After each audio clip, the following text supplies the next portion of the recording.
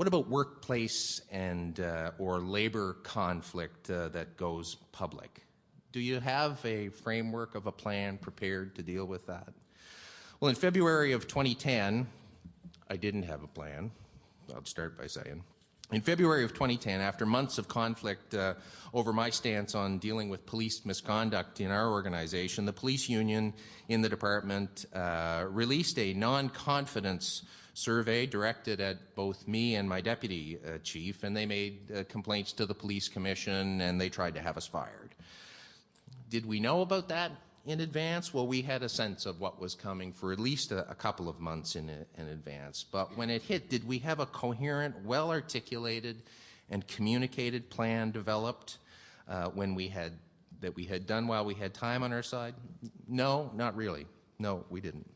The response plan was developed really when we were in crisis mode once we had the results of the survey and they had already been released to the media.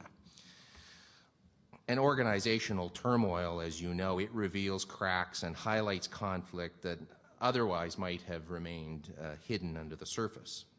Well, within 6 months of that happening, the ordinary police officers, as you guys know, who are just trying to do a good job, they want to come to work and get the work done and go home, they grew weary of the conflict, and they started to withdraw support from some of the ringleaders.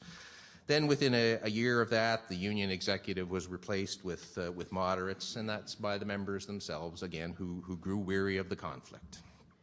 And of course, relations improve after that, and the scars remain to some degree.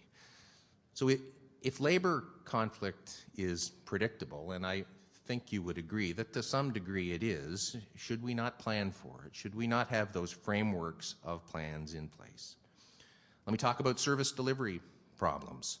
In December of 2010, we realized that our vulnerable sector criminal records checks were not being done properly due to a procedural error in a work instruction that our staff were using.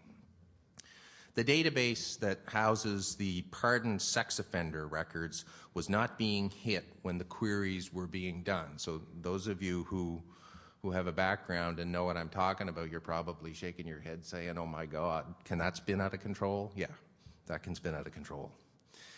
The error was in place and undetected for 7 years. Yep, 7 years. And we do thousands of checks, like your agencies, I suspect, every year. So did that have potentially serious outcomes? Yes, it did, absolutely. And did we have a proactive plan in place